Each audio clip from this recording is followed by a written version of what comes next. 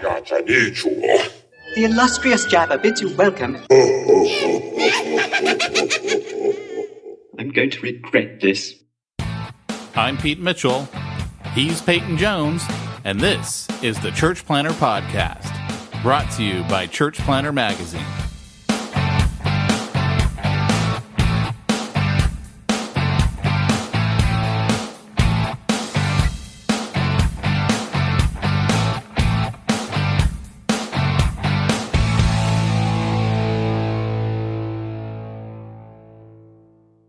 Welcome to the Church Planter Podcast. I'm your host, Pete Mitchell, along with Peyton Jones. Pete Jones, the host for all serious church planners. Sit back and relax. Let Peyton and Pete soothe you as you move towards your cosmic journey towards planning the church that you were born to plan. I got a little dramatic for as calm and remember, as that was. The love lines will be open for the next half hour. Oh, why'd you have to go there? What do you mean, why did I have to go there? Why didn't I start there? It was kind of like, like those hypnotic tapes. Was it hypnosis? You are a calm, confident, capable church planner. Play this podcast over and over while you sleep. I love you, man.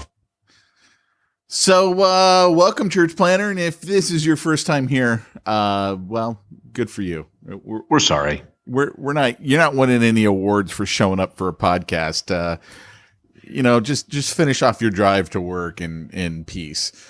But you know what's cool about that, Pete, is that most church planners are used to abuse, so they're used to this kind of. I think I would like that kind of disrespect. You know what I'd love is when I'm talking to pastors, and they're like the very first thing they want to say to me, "Well, I'm not a church planner, but I am bivocational." Or I was full time, but now I'm bivocational. Like they understand that being a church planner is like massive amount of work.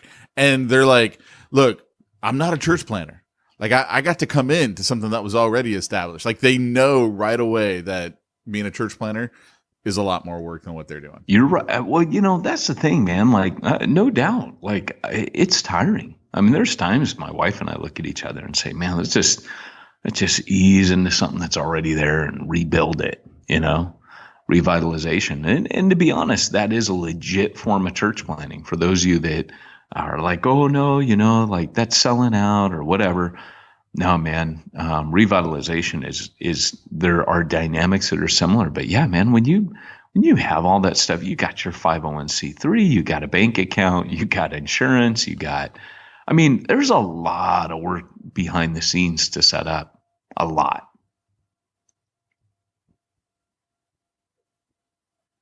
Wow. So tell me, what happened for you this last week?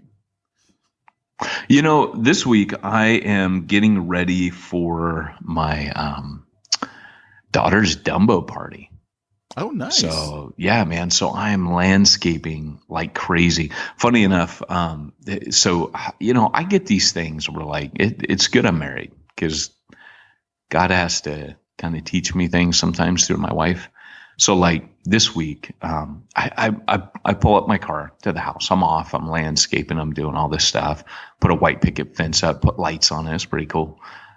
Post lights. You ever seen those? No. They make your post light up. It's pretty cool. I don't know. They're solar. And so anyways, I'm pretty taken with my fence, obviously, but I pull up in front of my house and this, I don't know who it is.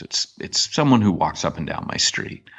And I think they think they're trying to be nice. So when their dog takes a dump, they stick it in a bag, but they don't want to walk around with the bag. So they stick it in front of my house. Sometimes they stick it on the porch going into my yard because I got a gate. They do what? Yeah. They stick the bag like out in front of my house. Okay. No, this is not someone who's doing something because they think they're nice. No. I think in their twisted mind, they think I'm being responsible. Look, I bagged it up for you and I stuck it here for you to throw away because who wants to walk around with a bag of crap? So Yes, you're right. Normal people would look at that and be like, what's wrong with you? So anyways, I pull up, I see the crap bag, I throw it away, I turn around, there's a second one. Now, in fairness, this other one had been there for a couple days, and I just happened to I was getting something out of my trunk, but it was over on the walking path because my house is right on a train track, and people walk from the train track down the street. So I pick that up, I throw it away, I turn around, I see a new one on my driveway. So I'm like, that's it. Right. I got my tools out. I got everything. So I go grab a black Sharpie. I grab a piece of paper. I write, do not leave your crap bags out in front of my house. And then I wrote underneath it, if I catch you, you're going to eat it. And I stick the note out. I stick the crap bag on. That's the spirit of Jesus coming through. Well, so my wife, she comes home. She goes, I saw your note. And I'm like, yeah, it's funny, huh? But I was angry when I wrote it. She goes, are you really going to make someone eat it? And I said, no. Because, you can imagine me getting someone in a headlock. What if it's an old man or an old lady, right? And then I'm like, eat it, kind of like Butch or, who's the big brother on Weird Science? Chet. Right. Getting him in a headlock and making him eat it. I told her, no, I'm probably not going to do that. So I go out yesterday and the bottom half of the note is ripped off. And I asked my wife, did you take that off? She goes, yeah, I figured that probably wasn't a good thing to have on there. That's hilarious. But I did think it might be better if I said, if I catch you, you're going to either carry it or away with you, or you'll be wearing it. Because I would throw it at somebody. I would totally open the bag and throw it at somebody. Dude, if they refuse to pick it up. That's assault though, huh? There's a lot of things that are assault, actually. As I'm discovering. Yeah, that's assault. It's at least not assault with a deadly weapon. It's assault with the poopy weapon. Assault with a gross weapon. But it's funny because I would love to catch a guy. You know what? And side story.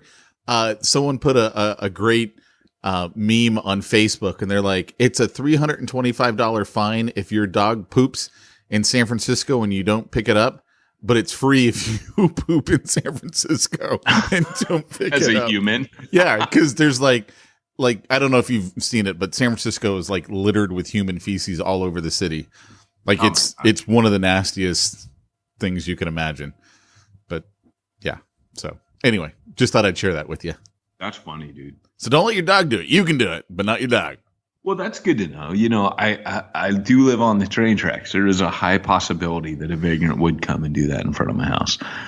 Bad church planning story, but I remember picking up a friend of mine who was living in a building on Pine. It was I don't know if you remember that building off Pine in downtown Long Beach, where people were squatting in an office building. Do you know the building I'm talking about? Right there on the corner of that high rise off Pine and 2nd Avenue? Nope.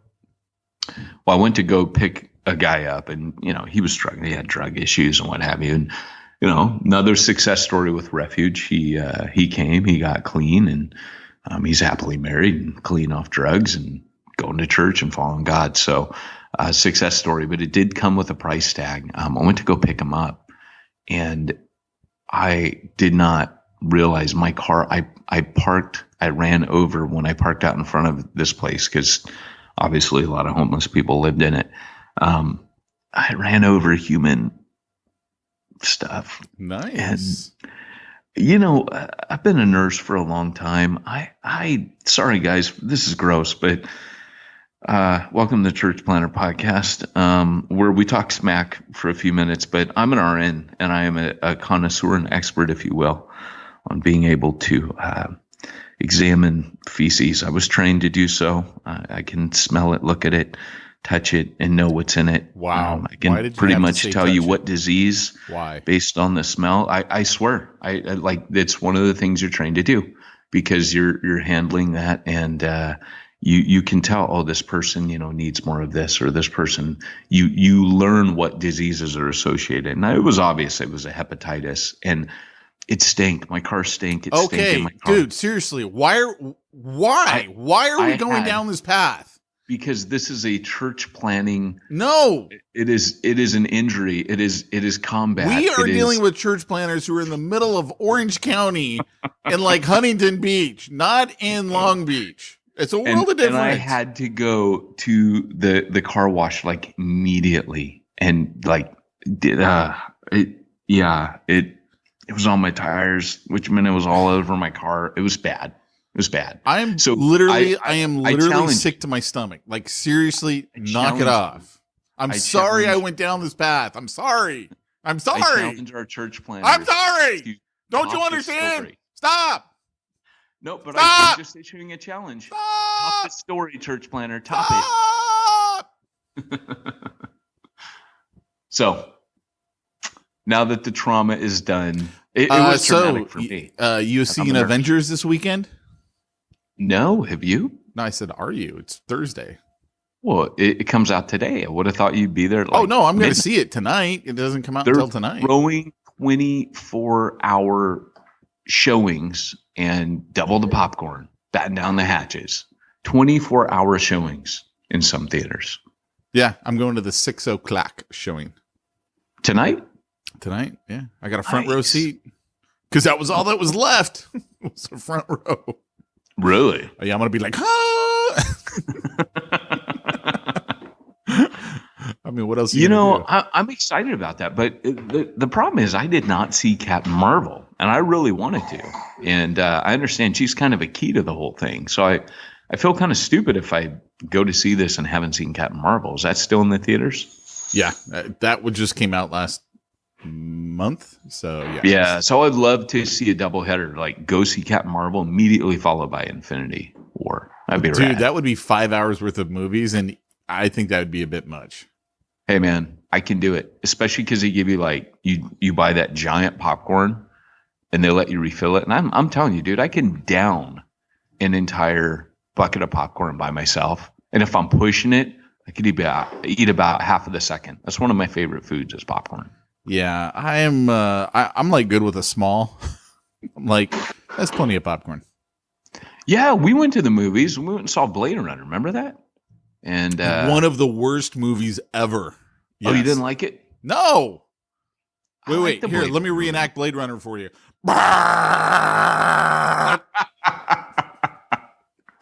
Yeah, that soundtrack was imaginative. Oh my gosh, that was just such a stupid movie.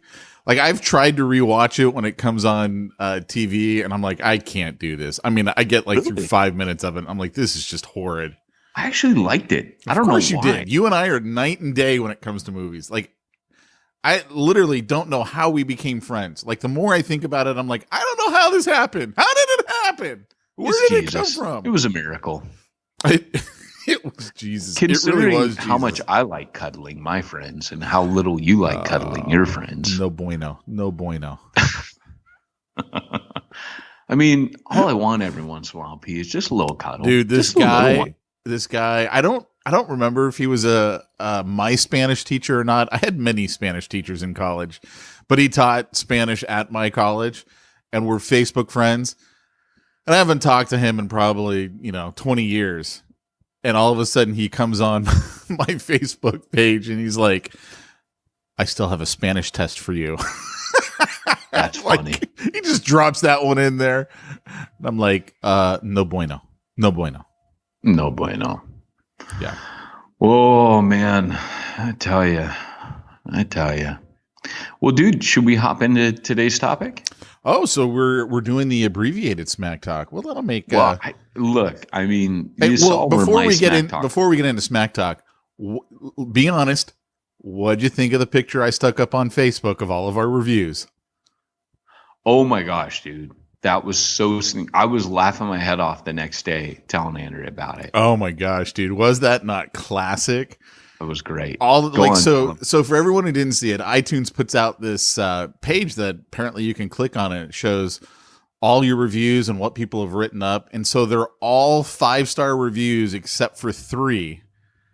And 2 of them were 2 stars. And so I circled them. I'm like, failed church planner. And then another guy, never launched. And then one guy gave us 4 stars. He's like, best podcast ever. I'm like, well, then why'd you give us 4 stars, you jerk? And I like circle him. I'm like, meant to tap 5 stars. So that's funny. So he accidentally tapped 4. No, he didn't accidentally. He's probably one of those guys who's like, well, no one's 5, which means, they give him a 4 because that's really his 5. Dude, the failed church planner comment alone was killing me. And the fact you're like, refer to this week's podcast for explanation. Where if you missed it last week, Pete and I, it's kind of a tradition. When a new Star Wars trailer or movie comes out, we will take a break from talking about church planning, as all church planners should, and talk about the Star Wars trailer. Which, I kind of think, Pete, for Marvel, it's almost worth, if we go see this movie this week, that we come back and talk about that. What do you mean? I almost think, I already have it's tickets. our podcast. I already have tickets. What do you mean if? I'm the unknown variable factor. Drive up here, come watch it with me. That's possible. That is possible. There you go. Would you see it a couple times? I'm gonna have to see it with Luke, so I know I'm gonna see it twice. So you seen it on your own tonight or with Luke? On my own tonight. Oh, interesting. How come you wouldn't just take Luke with you? One, because it's at 6:00. It's a 3-hour movie that puts him well past his bedtime, so I don't even know if he'd make it. What time is his bedtime? About 8:30. Oh, that's not bad. No, it's not bad, but also means I don't want to deal with him after his bedtime because there's, dealing with them issues. No, I got you. And plus, he's got ice skating or hockey, whatever. His sister's got ice skating. Oh, dude, is he into hockey? Are you serious? Dude, no. That's his sport. Oh, that's dude. Rad, are you kidding me with Jamie? Oh, well, yeah. It makes sense, but I never made the connection that, she's an ice skating instructor. Do you want to know how bad it is for me? Like, she knows I hate going to those games. I'm like, oh, dude, this is like miserable for me. Why do I have to sit here? Okay, other than rugby, though, ice hockey is the coolest sport to watch. Not when they're 7. Okay, so my daughter plays field hockey or lacrosse, right? Dude, which I guess is not field hockey. It's lacrosse, right? Don't they have like hockey sticks in field hockey? How would I know? She's lacrosse. It's like these little baskets on sticks that they catch a ball with. It's a cool sport, dude. I go to these games. I love going to these games. I mean, every parent's like in rapt attention. And are the other parents into the game? Are you just a bad parent? Oh, dude, I'm totally a bad parent. Like, I don't even think that's a question for our listeners.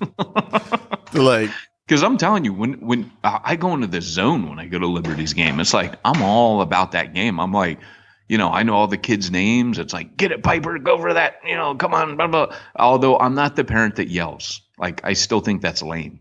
Come on, way to go, way to hustle. I'm not going to do that, but I really enjoy the game. Did you ever see Good Will Hunting? Yeah. You remember when they'd go watch the baseball game? It's all the little peewee players, and they're drinking their beers in the stands. Oh, yeah, and they're talking about the kids. Oh, this kid's got an arm, and wait till next year. That kiddo's really – I mean, that's their entertainment. No, I don't. What are they being sarcastic? No. They're legit. Wow. Yeah. No, I don't remember that. Oh, that was such a I have to go watch that movie again. Yeah, that was a good one. I do know that the entire scene where Robin Williams is talking about his wife and her flatulence, I do know that was ad-libbed. But, of course, it was Robin Williams. Like 90% of what that dude did in films was ad-libbed. Yeah, I remember in Good Morning Vietnam, they like wrote into the script Robin Williams ad-lib. Like, oh, my gosh. Dude, he absolutely does that with any film he's in. He did it with Aladdin when he played the genie. He did it with Good Morning Vietnam. And the other one is you watch Dead Poets Society. They've literally interviewed Ethan Hawke. I watched an interview with Ethan Hawke, and he was saying every time we did a take, it was completely different what he would say. Almost every scene. I can't wait to see his next movie. Too soon? That guy was an absolute genius. Too soon? Too soon. He's much too loved. Oh, we're not allowed to make make jokes like that. He was actually a believer, and towards the end of his life, and that actually really affected me, just because, when someone's able to make people laugh, and Robin Williams, he had some foul stuff, but by and large, that guy was so talented. He could just make you laugh almost all of his movies were clean. And, by and large, like, it wasn't like Andrew Dice Clay or Eddie Murphy, but that dude had serious talent. When you're able to make people laugh like that, that's a God-given thing. I was watching a clip on Facebook this morning of, I think it was like America's Got Talent. And I don't know if you've seen it, because I guess I don't really watch those type of shows. Pretty much all the reality shows I don't watch. And this kid has a stuttering problem. Like, he used to play baseball, and a grounder took a bad hop and hit him. He got a concussion. He went to sleep on it, and now he's got a really bad stutter. Like, not a minor one. I mean, it's pretty bad. And so he's a comedian. So he's making fun of himself, and he was absolutely hysterical, like, listening to him. And so Howard Stern, he's like, do you have a girlfriend? And the guy's like, yeah, I have a girlfriend. She works 3 jobs so that way I can pursue my comedy. And so he's like, you got to marry that girl. And he goes, yeah, that's what she tells me. It's just like, aww. But it's just like comedy. Like, he's just one joke after the other. And he's like, I really think they should use my voice for GPS. And like, then he gives like an example. He's like, and a thousand U-turn. Like, it was, that's funny. It was, and he's like laughing at himself because he knows how funny it is. And so the judges are like, I think what I enjoyed most is how much you're laughing at your own jokes. And he's like, well, I wrote them. So that's it was funny. Dude, the kid was just hilarious. It was so funny watching him. I enjoyed it. But what was really touching is they did one of those, like, behind the scenes, right, where they interview him before he goes on stage and does his thing. And he's like, yeah, when I used to play basketball, he goes, that kid would not have hung out with the guy I am today. And that's like, funny. He goes, I was such a jerk. And so, like, his like transformation in his own life from going from being this jock who was a jerk to, man, I need to change my ways. I thought that was almost more interesting to his story than anything else. Interesting. Yeah. Interesting. But wow. Anyway, that's cool, dude. That's cool. There's so many cool things out there. Like, I've been listening to some new podcasts. Thou shalt have no other podcast before thine. What's really funny about that is I'm actually doing Through the Word Deuteronomy right now. So, for Chris Langham, those of you that know, he's took the helm of Refuge Long Beach for the team there, and team leader. And he's got a ministry called Through the Word, which is 8-minute to 9-minute chapter summaries of each and every chapter of the Bible. And so I'll be taking a lion's share of the Old Testament, because they've all covered almost all the New Testament and parts of the Old. But I was like, dude, give me the Old. I love the Old Testament. Like, I'll eat that up. So some of you guys, old time listeners, will remember the Leviticus podcast, or the Leviticus Through the Word that we did, because we used to talk about it.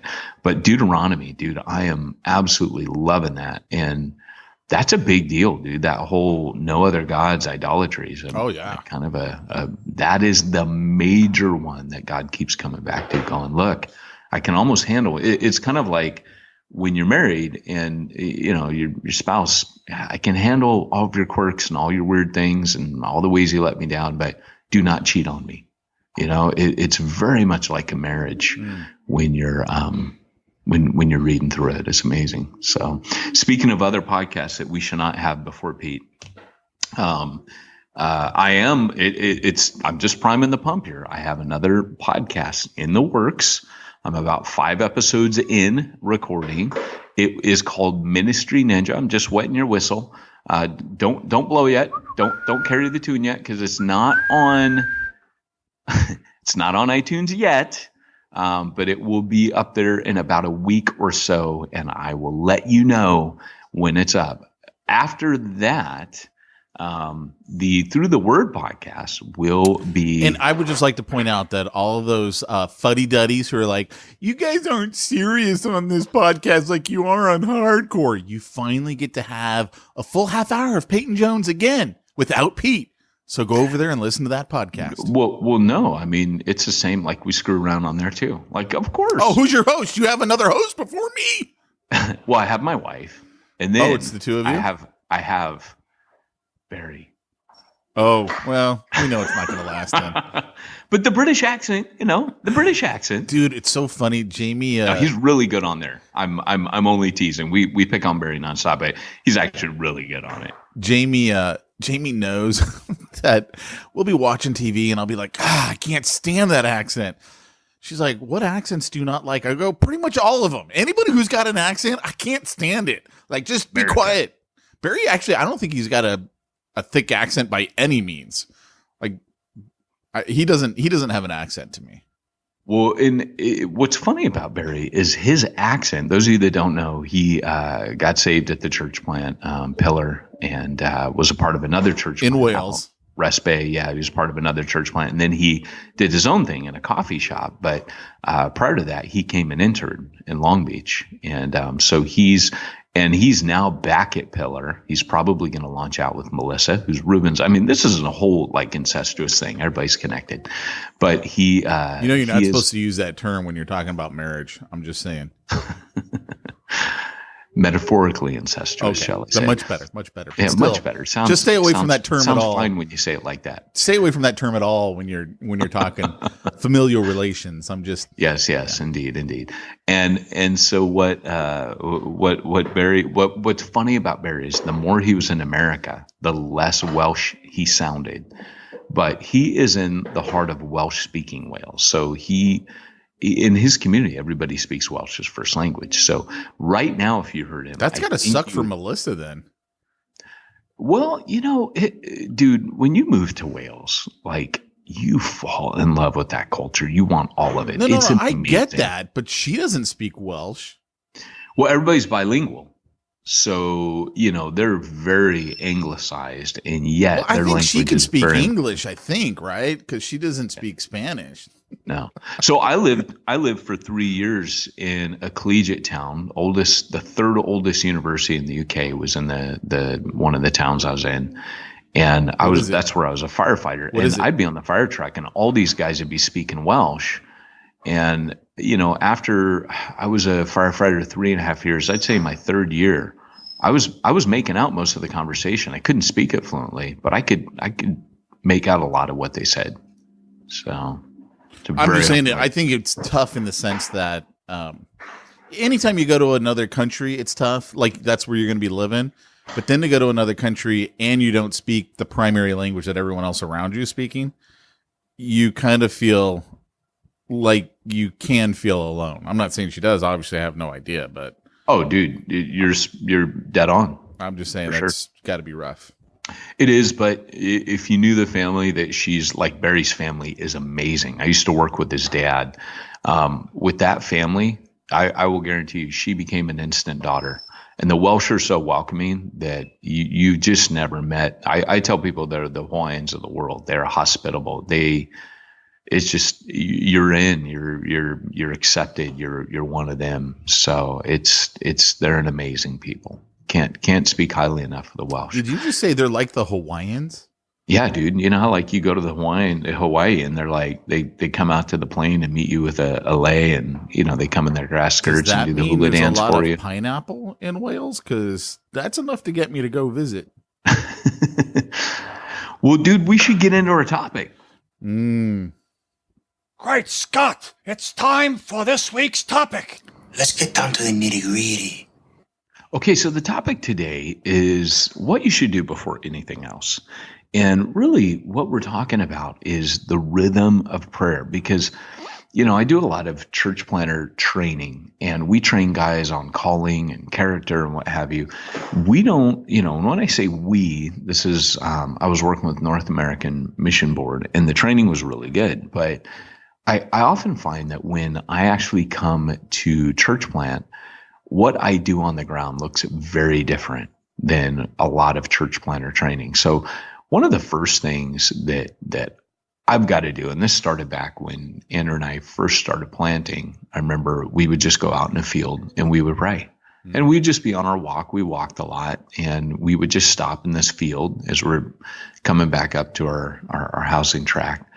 And we would, we just stop in the field, and it would be very natural. It wouldn't be like, our Father in heaven, it wasn't like a close your eyes. We just stand there, and we'd just be like, at that point, prayer was very casual to me. I actually wasn't doing that hot with God, but it'd be like, hey, God, seems like you're doing this, boom, boom, boom. And we'd have that time. And out of that came Andrea's, for me, an infamous statement where she was like, I don't feel safe. We don't have a team around us. And I said, okay, all right, I hear you on that. I think that's good. I didn't really know what I was doing on church planning. I'd been part of church planning team in New Zealand and Hungary. And of course, the church that I developed in was a church plant. The movement I was a part of was a church planting movement. But I didn't really know what I was doing, but that seemed right. And all of that came out of prayer. And so we started having our core team meetings on Sunday nights. This is, things had launched in Starbucks, and we're meeting with these people, and we would just eat a meal. We would throw something down, talk about it. Sometimes a few weeks in, we started going through Titus, and then we would pray and take communion. And that became, really the thing, was praying together with a group of people. I know a lot of people give lip service to prayer all over Facebook, praying for you, praying, texting, praying for you, bro. And don't know if much praying is actually happening when we say that we are. But you've got to establish a rhythm of prayer together, because I, like Andrea, I don't feel safe if I'm not praying. And so right now, getting ready to church plant coming up here. And the very first thing, and this is with Bo and Mary Moffat, who, are another couple that's linked up with us. We've kind of said, we don't know if, like after training, and I've trained with Bo a million times. I trained Bo. I think sometimes people think they're going to walk in and be like, right, we know exactly what to do. Let's go. And I don't feel that. I said my first rodeo, it's not my second rodeo. I feel like, hey, we're actually, I've been in ministry for decades. And at this point, it's the same. It's like starting all over from ground zero. And, I've said this before, that every time you plant a church, it's like starting over, just you and the Holy Spirit. And so that's what we're doing right now, is we're meeting once a week, establishing a rhythm of prayer. And that's the start, because whatever else happens, if we're seeking the Lord, then we know we're good. Trials are going to hit, unforeseen incidents will happen, but as long as we're praying together, we will be ready for the inevitable. And we'll start to hear from God. God will start to act. Coincidences will happen. Things will start to pop. And that just kind of happens. And so that's the major thing, is your rhythms of prayer. How are you praying together, as a church? And how do you establish those rhythms? For us right now, we're meeting on Wednesdays specifically just to catch up. We throw a topic down, we chat it through, and we pray. And that's what that looks like. So when it comes down to it, it's like Grand Central Station with you. It's spring break, man. What can I do? Yeah, that's rad. They're so cute, dude. They're coming in telling Dad goodbye before they leave. So yeah, so that's it, man. It's that rhythm of prayer. And I would say do that before you do anything else. Don't start outreach if you're not praying. Don't start a bank account. Don't name your church. You literally just need to start praying together. And the rest will come out of your conversations. The rest will come through divine appointments. Cool. Any does this trigger anything for you? Does any questions come to mind or? No.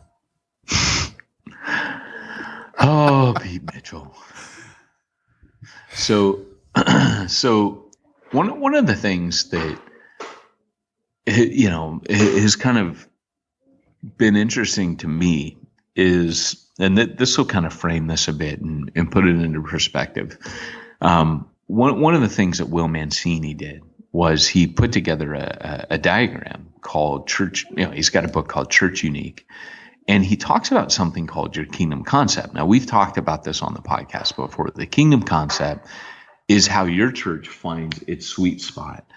And what that means is, he asks the question, what can your church plant do, or your church do better than 10,000 other churches? And in other words, it answers this question: why this people in this place at this time? So why us here? And so the kingdom concept has 3 circles. Think of like a Venn diagram. And what you do is you find where these 3 circles overlap, and where they overlap in the middle. If you picture 3 circles overlapping, there's kind of like a triangle in the middle, an inverted triangle, where all 3 circles overlap. And he says wherever these 3 things overlap, that's your sweet spot. That's that's what you're supposed to do. And it's just not worked that way for me over the years. And so especially as I'm coming to plant now, I've been kind of thinking about this, because I've been training guys in this and how to train church planners in this. And it's a helpful tool. Don't get me wrong. Like, for example, like the first circle, he says, what are the 5 things about your city? What are the gaping needs? So and he calls that local predicament. So you might say, homelessness, poverty, crime, whatever. It's the gaping wound of your city. Then the second circle would be what he calls your collective potential. Like, what are the resources we have to meet those needs? What are the, maybe money, time, maybe gifts of the Holy Spirit? I throw gifts of the Holy Spirit in there because to me, that's a big part of it. And then the third one is what he calls the apostolic esprit. Dumb word for basically what is your team passionate about? What's the team's passion? So you remember in Refuge Long Beach, Pete, where we had a bunch of artists. We had art students, we had an art instructor, and we had a professional artist. So it seemed pretty obvious that we were going to go reach the art community. Except when I went to the artists and said, hey, on our core team, hey, we want to reach art people. What do you think? And they went, yeah, we could do that. But we were kind of thinking the homelessness and poverty were kind of more an issue in Long Beach than the art community. So they didn't have the passion for it. So that would have been a miss, swing and a miss. We would have gone and tried to reach the art, but nobody's heart was really into it. So it wouldn't have been our missional sweet spot. And of course, we found our missional sweet spot. So that tool, I would say, is very helpful. But where this comes into this conversation is, this is what I found. There's a need. You got your first circle. And it's the local predicament, the gaping wounds of the city.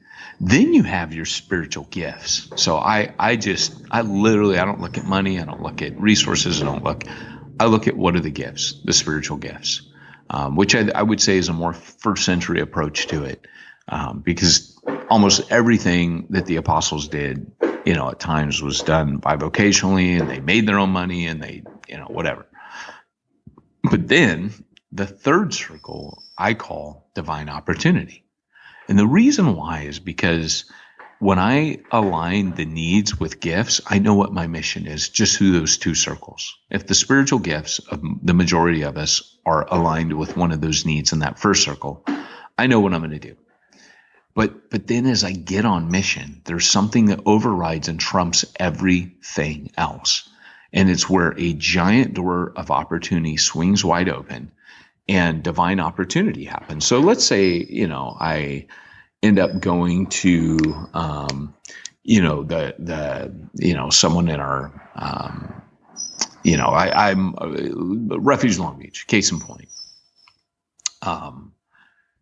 Local predicament, we're in Long Beach, we're in a neighborhood that's, got a lot of poverty and homelessness and what have you.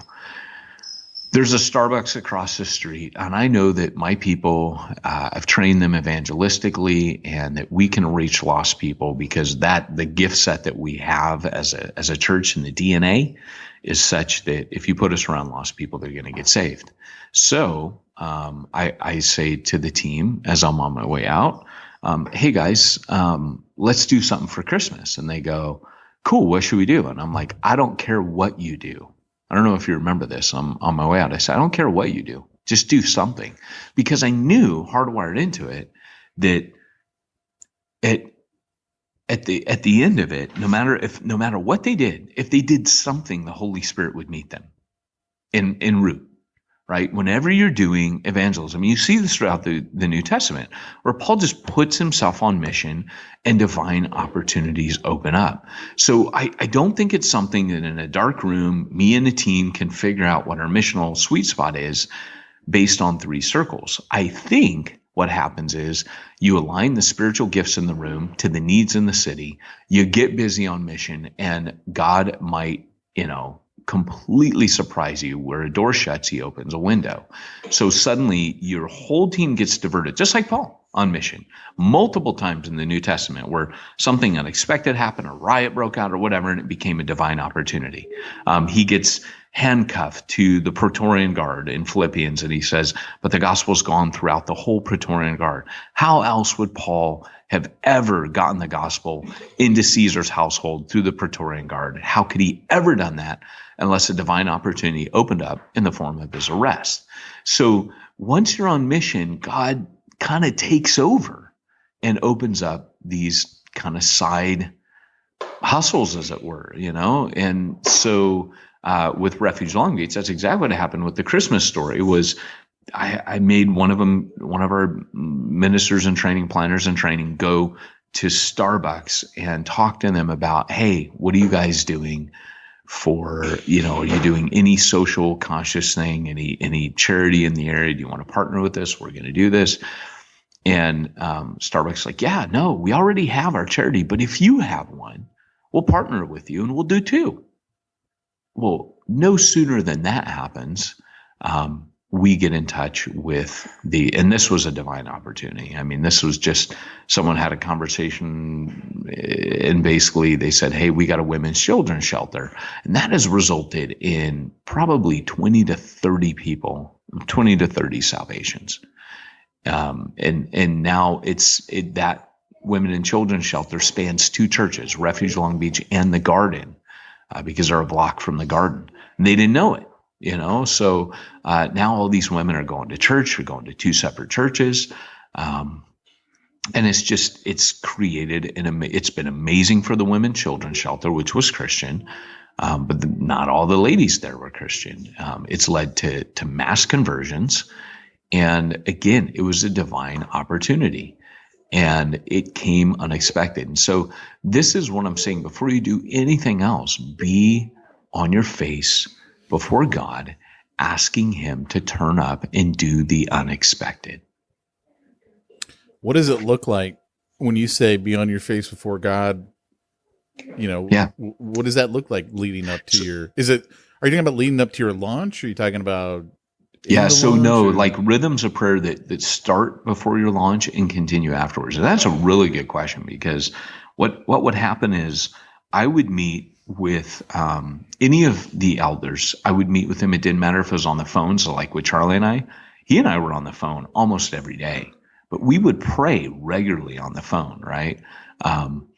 When we would come together as couples, we would do that as a leadership meeting. That was usually when you say once a couples, month. you don't mean you and Charlie. You mean no, because for me, our wives were elders, And so that was something that, like if I'm an elder, my wife's an elder. And I think, that's a whole nother discussion for people. Some people say, well, because it says, and their wives, and people will be like, well, all the apostles are men. And I'd be like, well, they're also all Jewish too. So you got to kind of apply it in the New Testament, because when Paul comes to those fellow workers in Romans 16, these are Gentiles, they're women.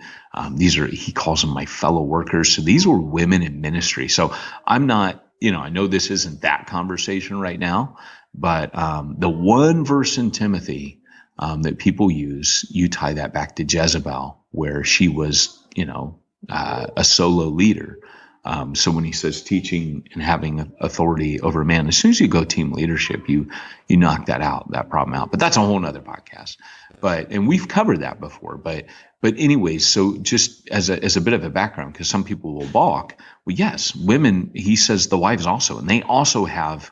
Or the women also, it says. It doesn't actually say wives. It's assumed that this is a couple in ministry together, and they have criteria, not just as an elder's wife, but they are doing the work of elders. In particular, I'm not going to like shepherd females and counsel females and disciple females. My wife's doing that. She's doing everything I'm doing. And those of you that have women's ministries, you're just not calling it what it is. What it is the women are pastoring women. You're just not giving them the honor of the title of what they're actually doing. They're elders to those women. So our church planner core team had elders and deacons. And so the deacons, a lot of people would be like, oh yeah, women could totally be deacons. But it's because they have this like non-biblical mental, stopgap where I think they've misunderstood, based on that one verse of Timothy, which has a very easy explanation. But going back to that, so we would come together as elders and deacons once a month, and we would pray. There were also times we get together as elders to go out to lunch or whatever and chat, and we would talk separate from the deacons. But then as well, you've got to get your people praying. So one of the things that we would do every service is we would have open time, and that was an interactive time with us as a congregation and God. I know worship is that, but it's singing. We want a time where people could pray. But then more importantly, we would also have the rhythm of prayer in our COGs. So every single COG, which is community of grace or a small group, we would have rhythms of prayer where you would have a time of prayer, and it would usually go about 15, 20 minutes with communion as well. So you would show up. If you had food at your COG, you'd eat. If you didn't, you'd kick straight into a Bible study discussion. Then you would set aside time for prayer and communion. And so these were the rhythms of prayer that were constantly going. And when I look back to the conversions that happened, I think it was because our people were praying. We were asking God to do what only He could do. And that was to provide those divine opportunities. So that's why I'm saying before you do anything else, right, you pray. And what's the biblical mandate? What's the example for us in the New Testament? Jesus says, wait in Jerusalem, right, for the promise of the Father. And what were they doing for 10 days? They were praying. They were on their face. They're praying to God in that upper room. They've been told to go. They're chomping at the bit. I have the view that the apostles were not scared and hiding after they met with the risen Jesus. There's no indication that they're hiding. They're hiding during those couple days before Jesus rose from the dead because they're scared. But after He raises from the dead, they're ready to go. They're meeting in the upper room to pray. But Jesus has had to tell them, hey, don't go yet. You're not ready. You need the Holy Spirit. You need power from on high. So He's holding them back, right, in the upper room. So they're praying. And that's the thing before the thing, before anything else. And that, by the way, in every great move of God, not just localized small moves of God in your church plant, but every great move of God has started with a return to prayer, a desperation, and to dependence on the Father for Him to move. And that's what I feel right now in my church plant. Here's an interesting question for you. Why do you suppose that is?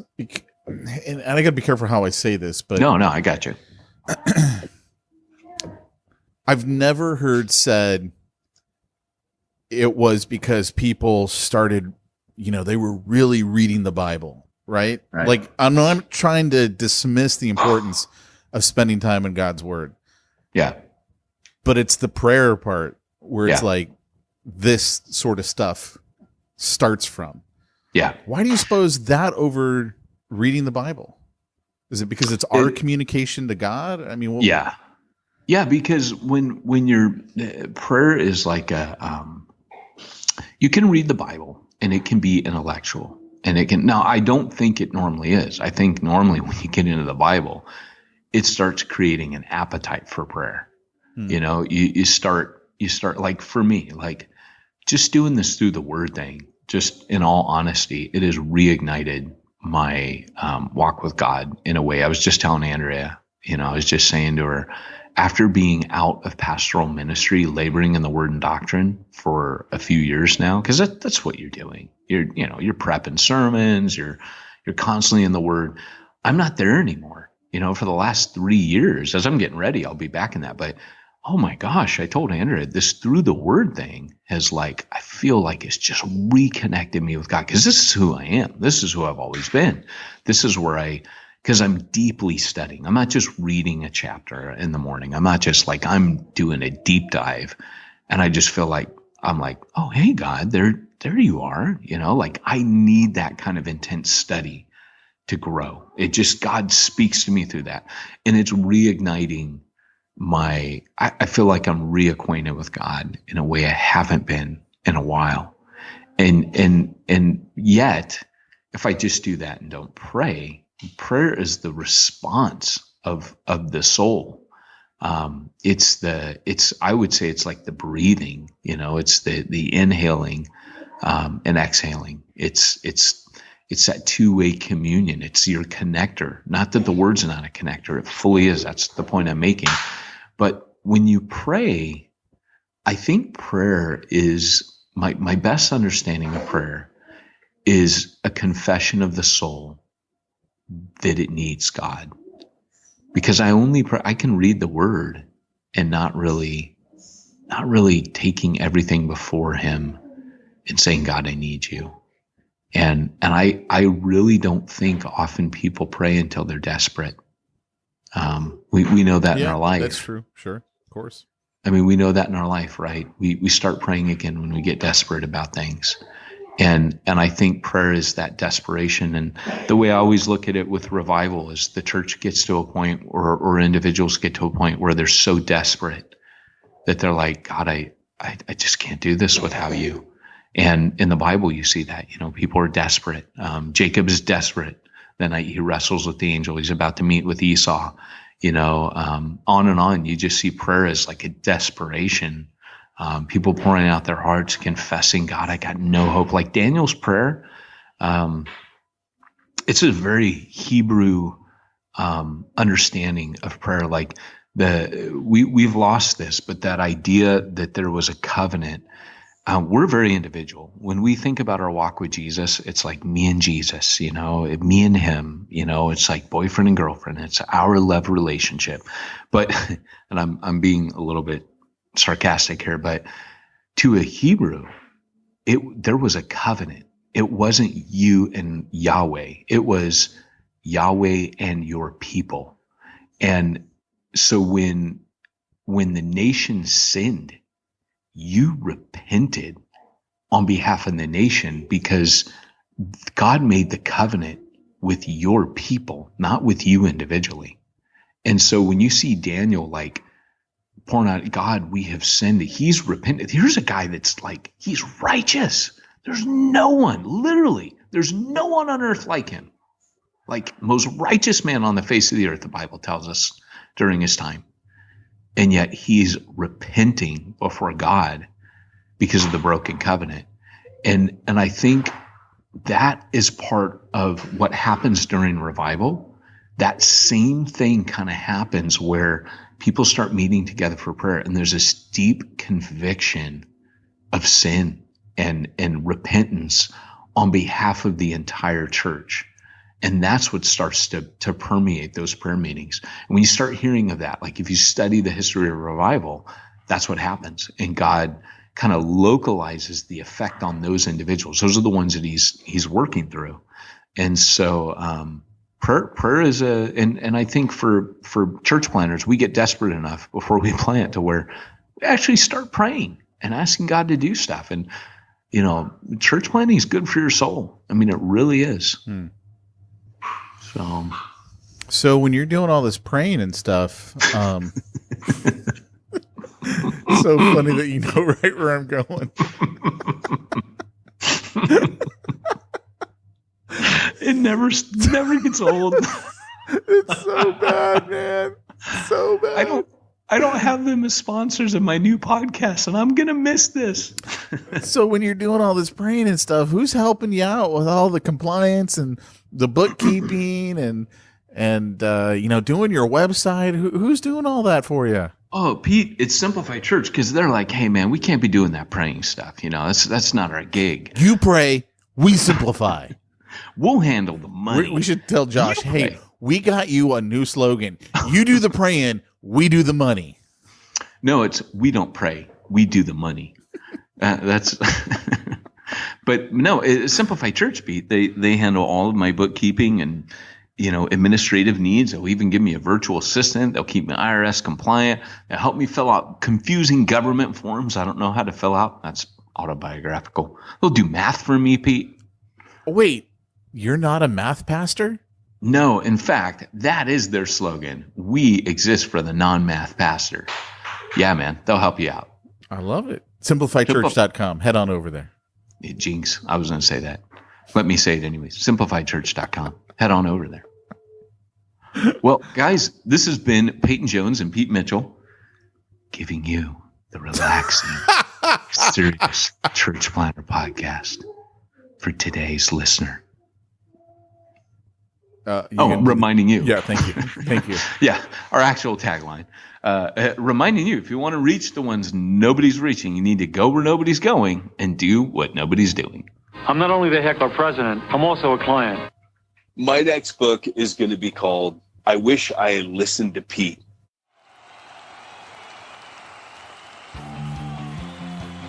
Thanks for joining us for another weekly episode of the Church Planner Podcast with Pete Mitchell and Peyton Jones.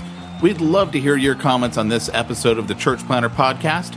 Visit us online and let us know what you thought at churchplannerpodcast.com. If you subscribe to us via iTunes and have enjoyed the podcast, leave us a positive review. The more positive reviews we receive in iTunes, the more iTunes will promote us to other church planners who would benefit from this show. This podcast is brought to you by the Church Planner Magazine, which is available in the iTunes newsstand or online via churchplannermagazine.com.